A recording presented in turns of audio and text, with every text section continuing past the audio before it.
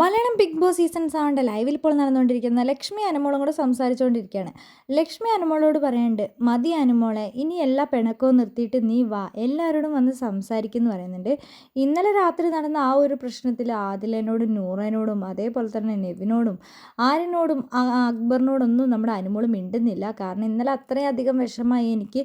കാരണം ഞാൻ ആര്യനും അക്ബറിനും വേണ്ടിയിട്ടാണ് ഞാൻ ആ ദോശ ഉണ്ടാക്കിയത്. പക്ഷേ അവസാനം അവർ എല്ലാവരും എനിക്കെതിരെ തിരിഞ്ഞു. എല്ലാവർക്കും 2 ദോശ എൻ്റെ കയ്യിലുണ്ടായിരുന്നു. ഇവർക്കെല്ലാം വീതിച്ചു കൊടുക്കാൻ വേണ്ടി ഞാൻ കൊണ്ടുവന്നതാണ്. ഞാൻ ഒറ്റയ്ക്കൊന്നും ഈ ബിഗ് ബോസ് വീട്ടിൽ ഭക്ഷണം അങ്ങനെ കഴിച്ചിട്ടില്ല. എല്ലാവർക്കും ഷെയർ ചെയ്തിട്ടേ കഴിച്ചിട്ടുള്ളൂ. അപ്പോൾ ലക്ഷ്മി പറയുന്നുണ്ട്, ഷാനവാസിന് ഇങ്ങനെ തമ്പുരാനെന്നുള്ള വിളിയൊന്നും ഇഷ്ടമല്ലാന്ന്. ആ പുള്ളിക്കാരനെ തമാശയ്ക്ക് വിളിക്കുന്നതല്ലേ, പക്ഷേ പുള്ളിക്കാരനത് ഓക്കെ അല്ല. ഞാൻ പറഞ്ഞിട്ടുണ്ട്, എന്നെ തമ്പുരാട്ടി നീ ഇനി വിളിക്കരുതെന്ന് ഞാൻ പറഞ്ഞിട്ടുണ്ടെന്ന് പറയുന്നുണ്ട്.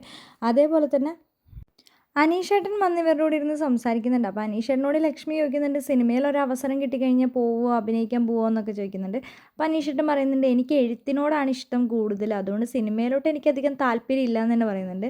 അനീഷേട്ടനായിട്ട് തന്നെ നിന്ന് അഭിനയിക്കാൻ പറഞ്ഞു കഴിഞ്ഞാൽ പോവുമോ എന്നൊക്കെ ചോദിക്കുന്നുണ്ട്. അപ്പോൾ അനീഷേട്ടൻ പറയുന്നുണ്ട്, അങ്ങനെയാണെങ്കിൽ ഞാൻ പോകുമെന്ന് പറയുന്നുണ്ട്. അപ്പോൾ അനുമോള് പറയുന്നുണ്ട്, ഒരുപാട് പേരിങ്ങനെ സിനിമയിൽ അഭിനയിക്കാൻ ആഗ്രഹമുള്ളവരൊക്കെ ഉണ്ട്. അവരൊന്നും പേയ്മെൻറ്റ് വാങ്ങാതെ തന്നെ ചെറിയ റോളാണെങ്കിൽ പോലും വന്ന് അഭിനയിച്ചിട്ട് പോവാറുണ്ട്. അത് ഞാൻ അങ്ങനെ ഒരുപാട് വട്ടം കണ്ടിട്ടുണ്ടെന്ന് അനുമോള് പറയുന്നുണ്ട്.